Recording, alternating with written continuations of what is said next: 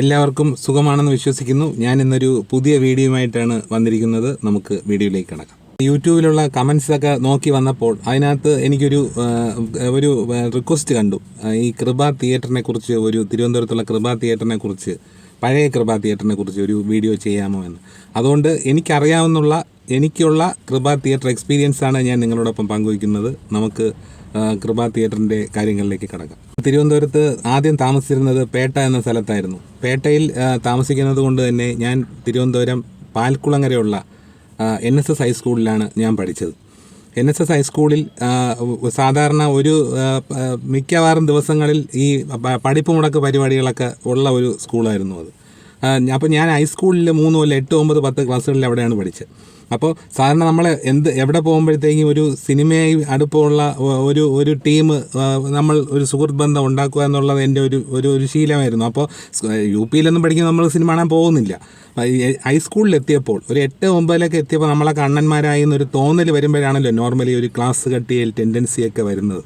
അതിൻ്റെ ഭാഗമായി ഞാൻ എൻ്റെ ക്ലാസ്സിലുള്ള സിനിമയിൽ താല്പര്യമുള്ള 2-3 കൂട്ടുകാരന്മാരെ ഞാൻ സുഹൃത്തുക്കളായി തിരഞ്ഞെടുത്തു.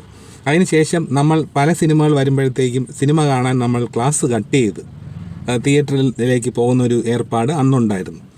ഇന്ന് അത് ഉണ്ടാവും എന്നുള്ള കാര്യം എനിക്ക് അറിഞ്ഞൂടാ. ഈ 80കളുടെ അവസാനത്തെ കാര്യമാണ് ഞാൻ ഈ പറയുന്നത്. അതായത് ഒരു 86, 87 ആ കാലഘട്ടം. അപ്പോൾ എൻ്റെ ഒരു ഫ്രണ്ട് പറഞ്ഞു, നമുക്ക് കൃപ തിയേറ്ററിൽ സിനിമ കാണാൻ പോവാം എന്ന് പറഞ്ഞു. അപ്പോൾ കൃപ തിയേറ്ററിൽ സിനിമ കാണാൻ പോകണമെങ്കിൽ അന്നിപ്പോൾ ഇപ്പോൾ ഇന്നത്തെ പോലെ ഒരുപാട് ബസ് സൗകര്യങ്ങളൊന്നും അന്നില്ലായിരുന്നു.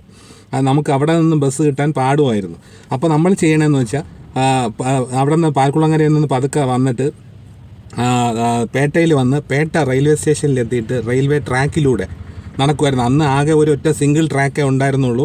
ഇലക്ട്രിഫൈഡ് ആയിട്ടുള്ള ട്രാക്കുകളൊന്നും അന്ന് ഇല്ലായിരുന്നു. അതുകൊണ്ട് തന്നെ നമ്മൾ ഈ സിഗ്നൽ നോക്കിയിട്ട് അങ്ങ് നടക്കാമെന്നുള്ള ഒരു ഇതായിരുന്നു. അങ്ങനെ നടന്ന് കുറച്ച് ദൂരെ എത്തുമ്പോഴത്തേക്കും ഈ SL തിയേറ്ററിൻ്റെ അതുവഴി മുകളിലേക്ക് റോഡിലേക്ക് SL തിയേറ്ററിൻ്റെ ബാക്കിലൂടെ റോഡിൽ കയറാനുള്ള ഒരു വഴിയൊന്നും ഉണ്ടായിരുന്നു. അത് ആളുകൾ നടന്ന് അതൊരു വഴിയായി മാറിയതാണ്. അപ്പോൾ ആ വഴി നമ്മൾ SL തിയേറ്ററിൻ്റെ ബാക്കിലൂടെ കയറി റോഡിൽ കയറുകയും അവിടെ നിന്ന് പഴയ ഓവർ ബ്രിഡ്ജ് വഴി കൃപ തിയേറ്ററിൽ വന്ന് സിനിമ കാണുകയും ചെയ്തിട്ട് പോകുന്ന ഒരു പരിപാടിയായിരുന്നു അന്നുണ്ടായിരുന്നത്. അതുപോലെ തന്നെ മറ്റൊരു കാര്യമുള്ളത്, കൃപ തിയേറ്ററിൽ അന്ന് മറ്റു തിയേറ്ററുകളെ അപേക്ഷിച്ച് ടിക്കറ്റ് നിരക്ക് ഒരല്പം കൂടുതലായിരുന്നു. അതായത് മറ്റ് SL തിയേറ്ററിലൊക്കെ അന്ന് അതുല്യാഞ്ജലിയിലൊക്കെ 2 രൂപ ടിക്കറ്റ് ആയിരുന്നപ്പോൾ കൃപ തിയേറ്ററിൽ 3 രൂപയായിരുന്നു അന്ന് ഏറ്റവും കുറഞ്ഞ ടിക്കറ്റ്. അപ്പോൾ നമുക്ക് 2 രൂപയ്ക്ക് വരെ 3 രൂപ അഡ്ജസ്റ്റ് ചെയ്താൽ മാത്രമേ നമുക്ക് ആ തിയേറ്ററിൽ കൃപ തിയേറ്ററിൽ പോയി സിനിമ കാണാൻ പറ്റുള്ളൂ. അന്ന് എൻ്റെ ഓർമ്മ ശരിയാണെങ്കിൽ മുത്തൂറ്റിൻ്റെ കീഴിലായിരുന്നു കൃപ തിയേറ്റർ. മുത്തൂറ്റായിരുന്നു അത് നടത്തിക്കൊണ്ട് പോന്നിരുന്നത്. ശക്തി തിയേറ്ററിൽ ഞാൻ സിനിമ കണ്ടിട്ടില്ല. കാര്യം അന്ന് ഞാൻ തീരെ ചെറുതായിരുന്നു. അതുകൊണ്ട് ഞാൻ ശക്തി തിയേറ്ററിൽ പോയിട്ടുമില്ല, കണ്ടിട്ടുമില്ല. ഈ കൃപ തിയേറ്ററായിട്ട് മാത്രമേ നമുക്ക് ഇടപാടുള്ളൂ. കൃപ തിയേറ്ററിനെ കുറിച്ച് പറയുമ്പോൾ ഒരു കാര്യം കൂടി എൻ്റെ ഓർമ്മയിൽ വരുന്നത്, കൃപ തിയേറ്ററിലെ സ്ക്രീന് ഒരു കർട്ടൻ കൊണ്ട് മൂടിയിരിക്കുകയായിരുന്നു.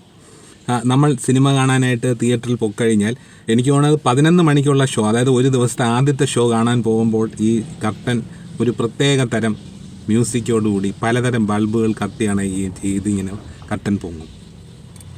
ഇത് എല്ലാ ഷോയ്ക്കും ഇല്ല. ഫസ്റ്റ് ഷോയ്ക്ക്, അതായത് 11:30 നൂൺ ഷോയ്ക്ക് ഈ കർട്ടൻ പൊക്കിയാൽ പിന്നെ എനിക്ക് തോന്നുന്നു സെക്കൻഡ് ഷോയും കഴിഞ്ഞിട്ടേ അവർ കർട്ടൻ താത്തു. എന്തായാലും അതൊരു കാണാനൊരു കണ്ണിന് അഴകുള്ള ഒരു കാര്യമായിരുന്നു. ഒരു പ്രത്യേക തരം ഒരു മ്യൂസിക്കും അതിനനുസരിച്ച് കത്തിയണയുന്ന ബൾബുകളും ഈ പൊങ്ങിപ്പോകുന്ന കർട്ടനും ഒക്കെ ഒരു പ്രത്യേക ഒരു കാഴ്ചയായിരുന്നു. അങ്ങനെയൊക്കെ ഉള്ള ഓർമ്മകളൊക്കെ ഉള്ള കുട്ടികളും ആളുകളും ഇന്നത്തെ കാലത്ത് ഉണ്ടോ എന്നുള്ള കാര്യം തന്നെ സംശയമുണ്ട്. ഇതൊക്കെ കാണാൻ കഴിഞ്ഞത് ഒരു മഹാഭാഗ്യം തന്നെയായി. ആ സമയത്ത് ജീവിച്ചത് കൊണ്ട്, ആ സമയത്തുള്ള സ്കൂൾ കാലഘട്ടം, കോളേജ് കാലഘട്ടത്തിലൂടെ കഴിഞ്ഞ് വന്നതുകൊണ്ട് അതൊക്കെ ആസ്വദിക്കാനും കാണുവാനും കഴിഞ്ഞുവല്ലോ എന്നുള്ളത് ഒരു സന്തോഷം തന്നെയല്ലേ. ഈ കൃപ തിയേറ്ററിൽ സിനിമകൾ ഇങ്ങനെ പല മലയാള സിനിമകൾ വരും, കൂടുതലും ഹിന്ദി സിനിമകളും ഒക്കെ ഇടയ്ക്കിടയ്ക്ക് വരും. അപ്പോൾ ഇതെല്ലാം കാണാനായിട്ട് നമ്മൾ ക്ലാസ് കട്ട് ചെയ്ത് കൃപ തിയേറ്ററിൽ പോകും. ആ കൃപ തിയേറ്ററിൻ്റെ ഒരു പ്രത്യേകത എന്ന് വെച്ചാൽ ഈ ഓവർ ബ്രിഡ്ജിൻ്റെ അടുത്തിരിക്കുന്ന ഒരു തിയേറ്റർ ആയതുകൊണ്ട്, പിന്നെ അന്ന് വേറൊരു വഴിയുണ്ടായിരുന്നു കൃപ തിയേറ്ററിൽ സ്ട്രെയിറ്റ് അവേ ചെല്ലാനായിട്ട്. തമ്പാനൂരിൽ നിന്ന് വരുന്ന ആൾക്കാരാണെങ്കിൽ അവർക്ക് ഈ തമ്പാനൂർ ഈ ഇപ്പോഴത്തെ ഫുട്പാത്ത് അവിടെ നിന്ന് ചെറിയ ഒരു കാൽനട പാത ഉണ്ടായിരുന്നു തിയേറ്ററിലേക്ക്, അതായത് ആ തിയേറ്റർ റോഡിലേക്ക്. അപ്പോൾ നമ്മൾ തമ്പാനൂരിൽ നിന്നാണ് വരുന്നതെങ്കിൽ തിയേറ്ററിലേക്ക് പോകണമെങ്കിൽ ഈ കാൽനട പാത വഴി കയറി റോഡിലേക്ക് ഇറങ്ങിയിട്ട് ക്രോസ് ചെയ്ത് കഴിഞ്ഞാൽ കൃപ തിയേറ്ററായി. പിന്നെ കൃപ തിയേറ്ററിൻ്റെ മറ്റൊരു പ്രത്യേകത, പറയുകയാണെങ്കിൽ ഇതിപ്പോൾ ആ കാലമൊക്കെ കഴിഞ്ഞു. നമ്മൾ സിനിമാണന് ഇപ്പോൾ എൻ്റെ ഓർമ്മയിൽ അവിടെ കണ്ട ഏറ്റവും വലിയ സിനിമ എന്ന് ഞാൻ പറയുന്നത് ഒരു വടക്കൻ വീരഗാഥ. അത് 1989 തോന്നുന്നു. 89 ഞാൻ 10ാം ക്ലാസ് പരീക്ഷ കഴിഞ്ഞ് നിന്നപ്പോൾ ഞാൻ പോയി കണ്ട സിനിമയാണ് ഈ വടക്കൻ വീരഗാഥ എന്ന ചിത്രം. കുരുതിപ്പുനൽ എന്ന് പറഞ്ഞൊരു സിനിമ വന്നു. കുരുതിപ്പുനൽ എന്ന് പറഞ്ഞ സിനിമയുടെ പ്രത്യേകത എന്താണെന്ന് വെച്ചാൽ കമലഹാസൻ്റെ സിനിമയാണ് എന്നുള്ളത് ഒന്ന്, അതിൽ അർജുനൊക്കെ ഉണ്ട്. പക്ഷേ ആ സിനിമയുടെ സൗണ്ട് സിസ്റ്റം അൾട്രാ സ്റ്റീരിയോ ആയിരുന്നു. അപ്പോൾ എനിക്ക് നല്ല ഓർമ്മയുണ്ട്. അത് അൾട്രാ സ്റ്റീരിയോ ഫസ്റ്റ് വന്ന ഒരു സിനിമയായിരുന്നു കുരുതിപ്പുനൽ. അത് ഉദ്ഘാടനം ചെയ്യാൻ, ആ അൾട്രാ സ്റ്റീരിയോ സിസ്റ്റം ഉദ്ഘാടനം ചെയ്യാൻ എത്തിയത് കമലഹാസനായിരുന്നു. അന്ന് തിരുവനന്തപുരത്തുള്ളവരൊക്കെ അറിഞ്ഞിട്ടും ഉണ്ടാവും ഇങ്ങനൊരു ന്യൂസ്. മേ പ്രേം കി ദിവാനി ഹൂ എന്ന് പറഞ്ഞ ഒരു ഋത്തിക് റോഷനും അഭിഷേക് ബച്ചനും അഭിനയിച്ചൊരു സിനിമ. പിന്നെ ചലത്തെ ചലത്തെ എന്ന ഷാരൂഖ് ഖാൻ ചിത്രം. ഇതെല്ലാം ഞാൻ അവിടെ നിന്നാണ് കണ്ടത്. അതിന് ശേഷം പിന്നെ ഞാൻ കൃപ തിയേറ്ററിൽ, അത് കഴിഞ്ഞ് കൃപ തിയേറ്റർ വീണ്ടും തുടർന്നു. ഏകദേശം 2010-11 വരെയൊക്കെ കൃപ തിയേറ്റർ തുറന്നു. അത് കഴിഞ്ഞിട്ടാണ് പിന്നെ അവിടെ PVR കൃപ എന്ന പുതിയൊരു സിനിമ തിയേറ്റർ വന്നത്. എന്തായാലും കൃപ തിയേറ്റർ എന്ന് പറയുന്ന തിയേറ്റർ ഒരു സ്കൂൾ കാലഘട്ടത്തിൻ്റെ ഒരു ഓർമ്മയാണ്. അതുപോലെ ഒരുപാട് ഓർമ്മകൾ സമ്മാനിച്ചൊരു തിയേറ്ററാണ്. അതുപോലെ ഈ കൃപ തിയേറ്ററിനെ കുറിച്ച് പറയുമ്പോൾ ഒരു കാര്യം കൂടി എനിക്ക് പറയാനുള്ളത്, കൃപ തിയേറ്ററിൽ ഈ 12 മണിക്ക് ഈ B ഗ്രേഡ് സിനിമകൾ കാണിക്കുന്ന ഒരു പരിപാടി ഉണ്ടായിരുന്നു. അപ്പോൾ നോർമലി ഈ സ്കൂൾ പിള്ളേർ, ഹൈസ്കൂൾ പിള്ളേർക്ക് ഇങ്ങനെയുള്ള B ഗ്രേഡ് സിനിമ കാണണമെന്നുള്ളൊരു തോന്നൽ ഉണ്ടാവുക സ്വാഭാവികമാണ്. അന്ന് മൊബൈൽ ഫോണോ അല്ലെങ്കിൽ ഇൻ്റർനെറ്റോ ഒന്നും ഇല്ലായിരുന്നു താനും. അപ്പോൾ നമുക്ക് ഒരു B ഗ്രേഡ് സിനിമ കാണണമെങ്കിൽ ഇതുപോലെയുള്ള തിയേറ്ററിൽ പോകാനല്ലാതെ വേറെ വഴിയില്ലായിരുന്നു. അങ്ങനെ ഞാൻ കൃപ തിയേറ്ററിൽ 12 മണിക്കുള്ള പല സിനിമകളും ഞങ്ങൾ ക്ലാസ് കെട്ടിയത് ഞങ്ങൾ ടീം പോയി കണ്ടിട്ടുണ്ട്, സ്കൂളിൽ നിന്ന് പോയി കണ്ടിട്ടുണ്ട്. അപ്പോൾ ഇതൊക്കെ കൃപ തിയേറ്ററിൻ്റേതായിട്ടുള്ള ഓർമ്മകളാണ്, എന്നും പച്ച പിടിച്ച് നിൽക്കുന്ന ഓർമ്മകൾ. അപ്പോൾ ഈ തിരുവനന്തപുരത്തുള്ളവരെ സംബന്ധിച്ചിടത്തോളം കൃപ തിയേറ്ററിൽ സിനിമ കാണുന്നവരുടെ കാര്യമാണ് ഞാൻ പറഞ്ഞത്.